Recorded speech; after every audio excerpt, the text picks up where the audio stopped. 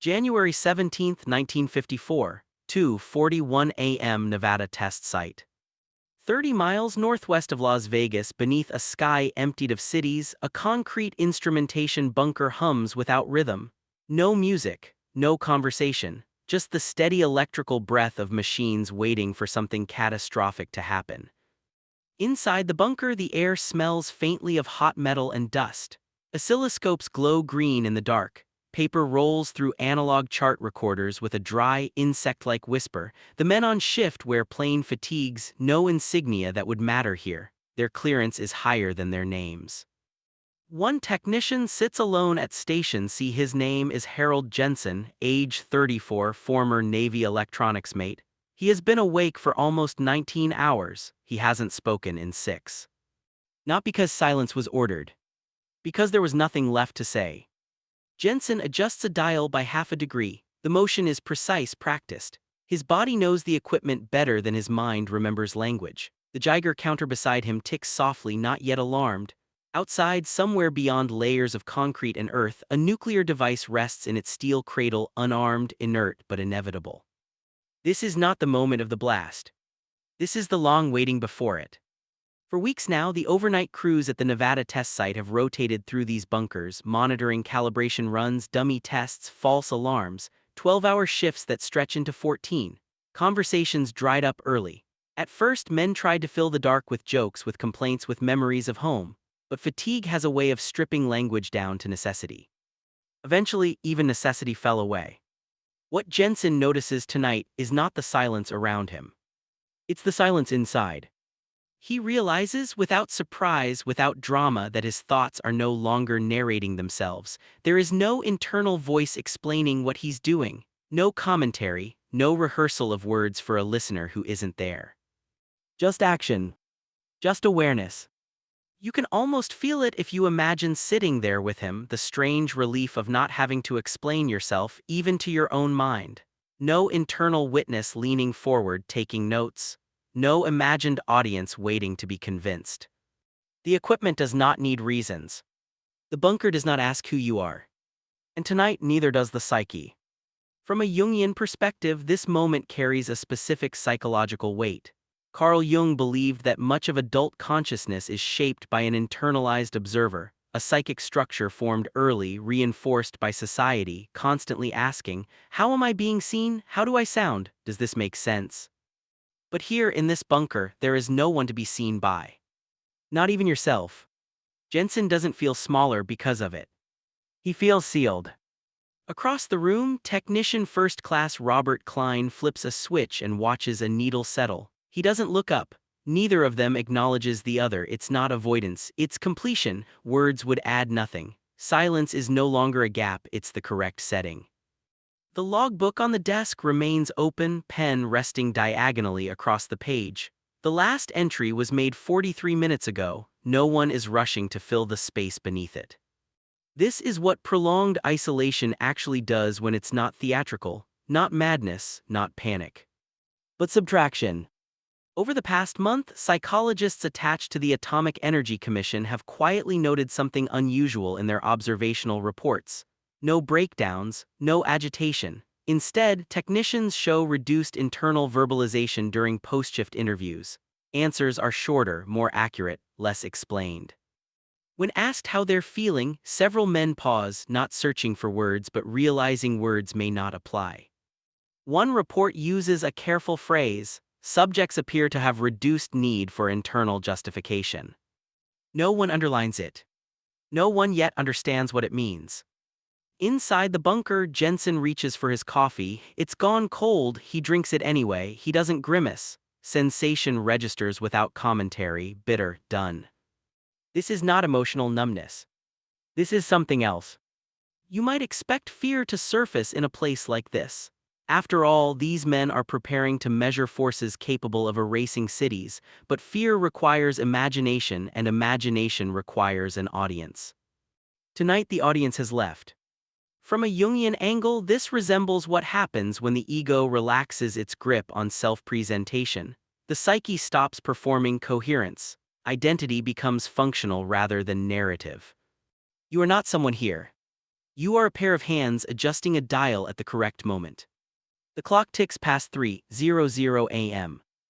Jensen realizes something quietly unsettling. Even if someone asked him to explain what he's thinking, there would be nothing to translate. Thought has thinned into presence, not emptiness, not dissociation, but sufficiency. He writes a brief line in the logbook: time, reading, normal operation. His handwriting is steady, almost elegant. Then he stops writing, not because he's finished explaining, but because explanation never began.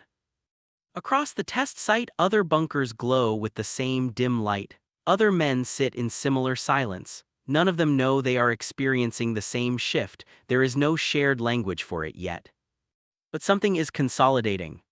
Something is closing a loop that has been open for decades. And once it closes, it does not easily reopen. Jensen leans back in his chair. The machines continue their low hum. Outside, the desert holds its breath. Soon, hours from now, there will be noise powerful enough to rearrange the landscape. But the most profound change has already happened.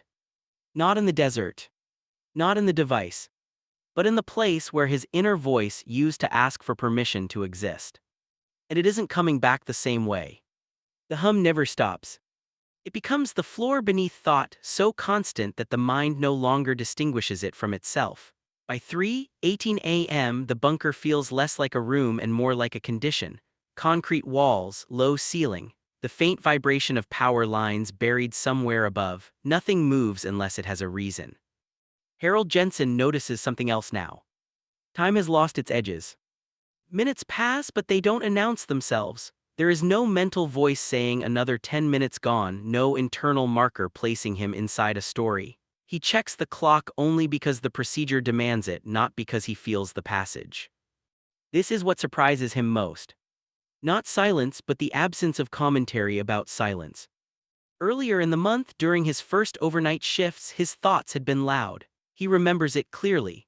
His mind filled the bunker with imaginary conversations, explaining the equipment to someone back home, rehearsing how he would describe the work without breaking clearance, narrating small actions as if they mattered to a listener. That voice was always there before. The one that said, "This is who I am right now. This is how it would sound if I explained it." Tonight that voice is gone. Not suppressed. Not resisted. Just unnecessary. From a Jungian perspective, this is a delicate psychological threshold. Carl Jung believed the psyche develops an internal narrator early in life, an observing function that organizes experience into identity. It helps us belong. It helps us be understood. But it also keeps us subtly divided, actor and audience, speaker and listener, even when we are alone. What happens when the audience never arrives? The Atomic Energy Commission didn't intend to study this. Their concern was blast yield, radiation spread, instrumentation accuracy, but the human nervous system is always running its own experiment in the background. By mid-January, medical officers notice a pattern during routine evaluations. Men report sleeping deeply despite stress, fewer dreams, less mental noise. One psychologist writes that subjects appear less preoccupied with self-description. It's written as an observation, not yet a warning. Inside the bunker, Jensen's hand moves again, adjusting the calibration on channel 4. The movement happens before the thought to do it finishes forming. Muscle memory, yes, but also something more fluid, action without commentary. You can almost feel how clean it is. No inner explanation lagging behind the moment. No self-checking itself. There is a strange dignity to it. At 4:02 a.m., Klein clears his throat not to speak, but because the body still needs small maintenance gestures. The sound echoes briefly, then disappears into the concrete. Neither man reacts. Earlier, that sound would have triggered a thought: should I say something? Is this awkward? Now nothing follows. Silence does not invite repair. Jensen realizes another thing slowly.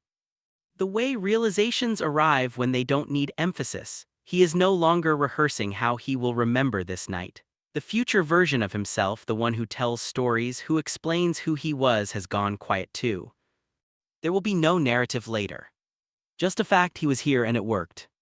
This is where many people misunderstand solitude. They imagine loneliness as an ache, a lack, a craving for response. But extended solitude often does the opposite. It starves the psyche of mirrors until the need to check one's reflection dissolves. From a Jungian angle, this resembles a brief suspension of persona, the social mask, the explanatory layer we wear even in private. Without an audience, the mask doesn't fall dramatically. It simply isn't put on. Jensen doesn't feel smaller without it. He feels denser, more contained. The logbook fills slowly with sparse entries, fewer adjectives, more numbers. The language mirrors the mind, functional, exact, unadorned. No one instructs this shift. It emerges naturally, the way a muscle relaxes when it realizes it's no longer needed to brace. Outside the bunker, dawn is still hours away. The desert remains black and unmoving. Somewhere else on the test site, another crew prepares a different system, another set of readings. They too are quieter than they used to be. None of them discuss it. There is no briefing on the disappearance of internal narration, no memo, no category for it. But something irreversible is happening. Once the psyche learns it does not need to explain itself to function, to exist, it rarely returns to the old noise willingly. The inner voice, when it comes back thinner, less authoritarian, less demanding. At 4:47 a.m., Jensen leans forward and rests his forearms on the desk. He is not tired in the way he expected to be. His body is fatigued, yes, but his mind is unburdened. There is no argument happening inside him. No defense. No performance. Just readiness. Soon the test countdown will begin. Voices will return briefly, commands, confirmations, controlled urgency. Language will re-enter the room because it must. But something inside him already knows. When the noise leaves again, it will not feel like loss. It will feel like returning to a place he didn't know existed. And once you've been there, once you've experienced thought without explanation, you begin to see how much of life is spent narrating yourself for no one at all. The desert waits. The machines wait. And somewhere deep in Jensen's mind, a question forms, not in words but in sensation. If I don't need to explain myself here, where else have I been doing it unnecessarily? The answer will not come tonight. But the asking has already changed shape. The first voice returns at 5:36 a.m. It comes through the overhead speaker, flat, procedural, clipped by protocol, a countdown check from central control. Jensen hears it clearly, responds when required. His voice sounds normal, calm, unremarkable. What surprises him is how little it disturbs the quiet underneath. Language re-enters the room, but it no longer occupies the center. It's like a tool taken off a shelf, used and put back. Between calls, the bunker settles again. The inner silence remains intact, not fragile, not threatened, just present. Jensen notices that the moment speech ends, there is no mental echo replaying what was said, no self-critique, no after-action commentary. The voice spoke. The task was done. Nothing follows. This is new. Earlier in his life, before the Navy, before this desert, every spoken sentence triggered a secondary process. Did that sound right? Did I explain enough? What did they think? Even alone, the loop persisted, the psyche rehearsing itself for approval that might arrive later. From a Jungian perspective, this is the psyche loosening its identification with the persona, not rejecting it but decentering it. Carl Jung believed maturity often involves a withdrawal of psychic energy from social presentation and a redistribution inward, not isolation, integration. Here in this bunker, integration is not philosophical. It's physiological. Jensen's breathing is slower than it's been in years. His shoulders rest lower. There is no inner tension bracing for evaluation. He is no longer divided into the one who acts and the one who explains. There is just the one who acts. At 6:12 a.m., the eastern horizon begins to pale. The desert outside lightens imperceptibly. No windows in the bunker, but the men feel it anyway. Circadian rhythms don't need sight to know when the world is turning. Klein stretches his neck. Jensen rolls his wrists. Neither man speaks. They don't need to coordinate this quiet. It has become a shared condition like pressure or altitude. Later, psychologists will struggle to describe this state. It doesn't fit existing categories. It's not dissociation, attention is sharp. It's not repression, emotion still registers. It's not depersonalization, the sense of self is present, even strengthened. What's missing is the explanation layer. The part of the mind that narrates identity continuously, just in case. Jensen realizes something else now, and this one lands with a soft weight. He is no longer curious about how this experience would sound if described. The impulse to translate it into story has vanished. Not because it lacks meaning, because it doesn't need to travel. From a Jungian lens, this marks a subtle consolidation of the self, the organizing center of the psyche that exists beyond ego narration. When the ego stops explaining itself, the self does not rush in dramatically. It simply holds. The countdown accelerates, voices grow more frequent, checklists tighten, the test is approaching, there will be sound soon, tremor, pressure waves, data flooding the instruments. But Jensen feels oddly insulated from anticipation. Fear requires imagination. Imagination requires narrative. Narrative requires a narrator. Right now, none of those are active. At 7:04 a.m., a final systems check comes through. Jensen confirms his readings. His hand doesn't shake. There is no internal speech telling him to stay calm. Calm is already present. This is the moment he understands, not intellectually but somatically, that much of his previous mental exhaustion came from constant self-explanation. The mind's effort to justify its own existence, even in solitude. Here existence is operational. Sufficient. The desert outside will soon be transformed by noise so immense it will be felt miles away. The men will flinch, instruments will spike, history will record the yield, the cloud, the fallout pattern. But none of that will capture the quieter detonation that has already occurred. The one where the inner narrator stepped back. Not silenced by force, but relieved of duty. And once that happens, even briefly, the psyche remembers it. Long after the blast. Long after the bunker empties. Long after the men return to cities filled with voices and mirrors and expectations. That memory will remain. A reference point. A place inside where explanation is optional. And when life grows loud again, as it always does, that place will wait. Uncommenting. Unwatching. Holy. The blast comes at 7:18 a.m. Even from this distance, even through reinforced concrete and layers of earth, it arrives as a physical force pressure that seems to pass through the body rather than strike it. The bunker shudders. Instruments jump. A deep, percussive thud rolls through the walls like a held breath finally released. For a moment, the world is reduced to numbers. Needles spike, pens scratch violently across paper, oscilloscope traces flare, bloom, then stabilize. Jensen's hands move fast now, trained, automatic, exact. He calls out readings, confirms channels. The room fills with controlled urgency, voices threading through the hum. And still, beneath it all, the inner silence holds. That surprises him more than the shockwave.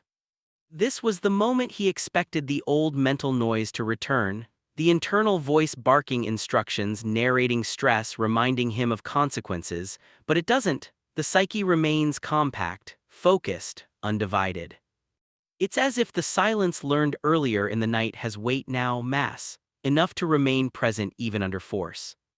From a Jungian perspective, this is significant. Carl Jung believed that once psychic energy withdraws from compulsive self-observation, it doesn't immediately rush back at the first sign of stimulation. Instead, the psyche tests the new configuration. Can I stay whole under pressure? Here the answer appears to be yes. After the initial surge, the bunker settles into post-blast procedure. Voices thin again, movements slow, data is logged. The event, for all its power, is already receding into documentation. By 8:40 a.m. the shift is over. Jensen signs off his station and steps outside for the first time since sunset. The desert air hits his face, cold, dry, startlingly clean. The sky is pale blue now, almost gentle, as if nothing extraordinary has occurred. In the distance, a mushroom cloud still lingers, thinning, stretching, becoming something abstract, beautiful in a way that makes no moral sense. Other men stand nearby, smoking, talking quietly. The sound of voices feels sharper out here, less contained. Language bounces off open space instead of being absorbed by walls. And this is where the real test begins. As Jensen walks toward the transport truck, he notices the familiar internal reflex trying to wake up. The part of him that usually frames experience into story, that was intense. You'll remember this forever. This says something about who you are. But the reflex doesn't fully engage. It flickers, then fades. The silence he carried out of the bunker doesn't vanish in the open air. It adjusts, it becomes quieter, but it doesn't disappear. There is still no need to explain the morning to himself as it happens. Later, during debrief, Jensen answers questions plainly. No embellishment, no emotional padding. The officers note his clarity, they don't comment on his brevity. Brevity is valued here. By afternoon, he's back in his quarters, a narrow bed, a metal locker, sunlight cutting a sharp rectangle across the floor. He lies down without turning on the radio. This is new too. Usually, silence after intensity feels hollow, an absence that needs filling. But now, silence feels intact, like a sealed envelope, complete without additional content. He stares at the ceiling and realizes something unsettling. Even alone, he is no longer watching himself from a distance. There is no internal camera angle, no framing. Just presence. From a Jungian angle, this suggests a subtle shift in identity organization. The ego, the part that manages self-image, has loosened its grip, not dissolved, just stepped aside enough for the self to occupy more space. This doesn't make Jensen wiser overnight. It doesn't grant him insight or serenity in any dramatic sense. What it does is quieter. It reduces friction. When thoughts arise, they don't ask permission. When emotions appear, they don't demand explanation. When silence arrives, it doesn't feel like something is missing. That evening, Jensen writes a letter home. He keeps it brief, mentions the weather, says work is going well. He does not describe the blast. He does not try to explain what happened inside him. He doesn't feel the urge to. And that, more than anything else, tells him something has shifted. Because once upon a time, he would have rehearsed this letter in his head for hours, trying to make it sound like him, trying to justify the distance, trying to translate experience into reassurance. Now the words are enough as they are. He folds the letter, seals it, sets it aside. The desert darkens again outside his window. Another night begins, another shift will come. Life will continue to ask him to speak, to explain, to perform coherence. But something has changed permanently. He has learned without ceremony, without instruction, that he can exist without narrating himself. And once the psyche learns that, it never forgets. Weeks pass. The Nevada test site returns to its strange version of normal rotations, briefings, maintenance, waiting. The blast becomes a line in a report, then a paragraph, then a reference number. New tests are scheduled. Old data is boxed and archived. But inside Jensen, the earlier configuration does not fully return. At first, it's subtle enough to be mistaken for fatigue. He notices it during routine moments, walking between buildings, eating in the mess hall, standing in line for supplies. The old habit tries to resume, the faint mental murmur narrating his posture, his expression, the way he might appear to others. But the narration no longer completes itself. It begins and stops. Like a sentence abandoned halfway through because it doesn't need an ending. This is where the experience deepens, because silence inside a bunker is one thing. Silence carried into social space is something else entirely. In conversation, Jensen speaks less, but not from withdrawal. He answers directly, listens without preparing responses in advance. When others talk, he doesn't feel the usual pressure to match tone or energy. There's no internal commentary saying you should react here or this would be a good moment to add something. His presence changes the room without him trying. Some men find him easier to talk to, others find him difficult to read. A few mistake his calm for distance. Jensen doesn't correct them. He doesn't feel misunderstood, because misunderstanding requires a need to be understood in the first place. From a Jungian perspective, this marks a quiet but profound shift. Carl Jung believed that much of psychological strain comes from over-identification with the observing ego, the part of the psyche that constantly monitors, evaluates, and interprets the self. When that function relaxes, identity becomes less brittle. Not louder, not more assertive, but steadier. Jensen notices this most clearly one evening in late February. He's seated at a metal table with 3 other technicians. The conversation drifts toward future assignments, promotions, post-service plans. The usual questions arise: what are you aiming for? Where do you see yourself? Earlier in his life, those questions would have triggered an internal scramble, an urgent need to assemble a coherent narrative, something respectable, something legible. Now the scramble doesn't happen.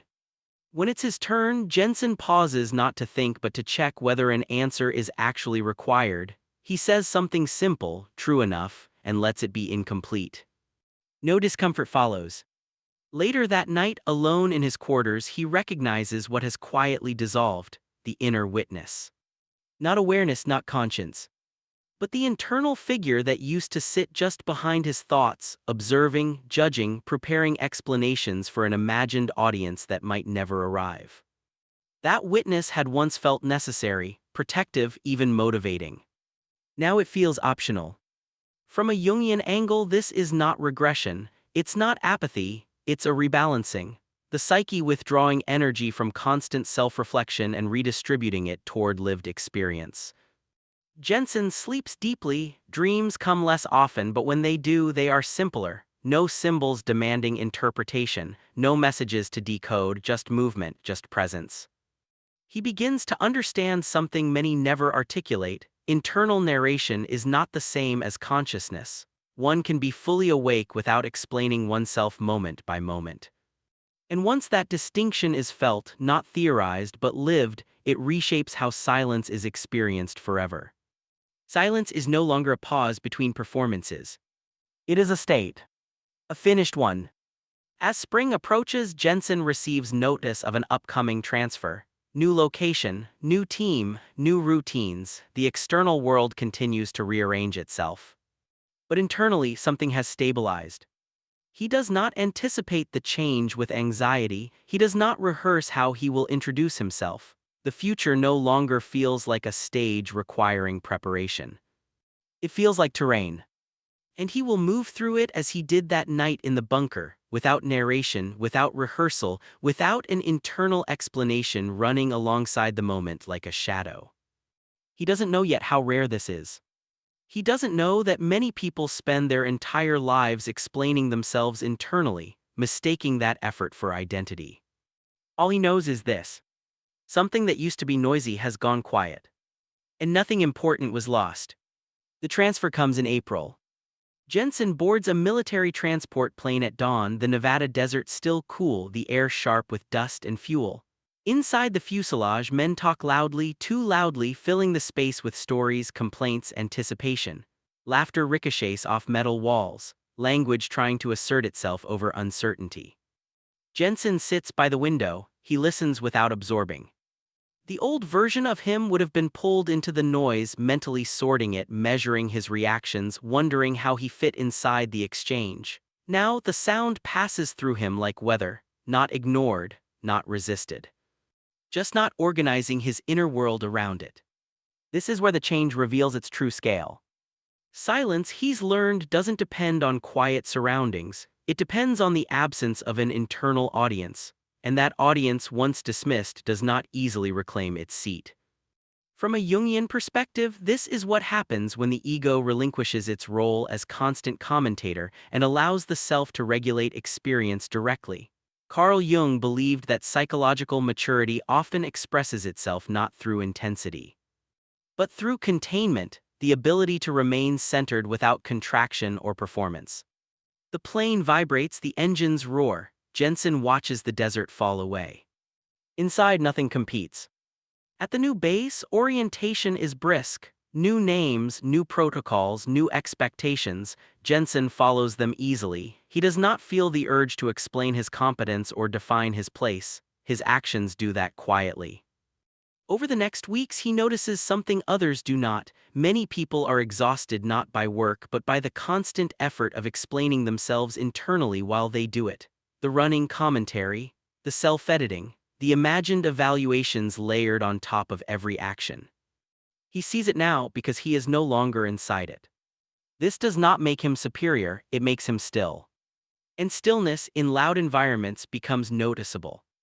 Some interpret it as confidence, others as distance, A few feel unsettled by it. Jensen does not manage these perceptions, he lets them exist without response. There is a moment, small, unremarkable, where he understands the permanence of the shift. He is walking alone at night across the base, floodlights casting long shadows across the pavement. The sky is wide and dark, the air smells of oil and grass. He realizes he has gone the entire day without once narrating who he is. No internal summary. No self-check. No explanation running parallel to experience. The realization arrives without celebration. Just acknowledgement. From a Jungian lens, this marks the ego's acceptance of a deeper organizing principle. Identity no longer needs constant verbal reinforcement to remain intact. The psyche trusts itself to exist without supervision. This is the moment many mistake for emotional withdrawal. It is. Jensen still feels joy, irritation, fatigue, interest, but emotions arrive cleanly now without commentary layering meaning onto them. They pass through and leave without residue. He thinks of the bunker sometimes not nostalgically but as a reference point, the place where the internal witness first stepped aside, where explanation lost its urgency. He understands now that this shift could not have been forced. It required conditions, prolonged silence, functional necessity, absence of mirrors. The psyche needed space to realize it could stand on its own. Most people never get that space. Their inner voice stays loud because the world keeps asking them to perform themselves. Jensen moves through the base gate and pauses briefly, looking up at the sky. Stars faint, diluted by light. He doesn't think about what this moment means, he doesn't store it for later. He lets it pass. And in that passing there is a quiet authority, one that doesn't announce itself, doesn't persuade, doesn't ask to be believed. It simply is. Soon he will return to civilian life, to cities, to conversations thick with self-explanation. The world will invite him constantly to narrate himself again. But now he knows something. He knows he doesn't have to accept the invitation. And once that knowledge settles into the body, not the intellect, it becomes impossible to unlearn. The inner witness has stepped aside. The center holds. And the silence, no longer rare, no longer fragile, moves with him wherever he goes.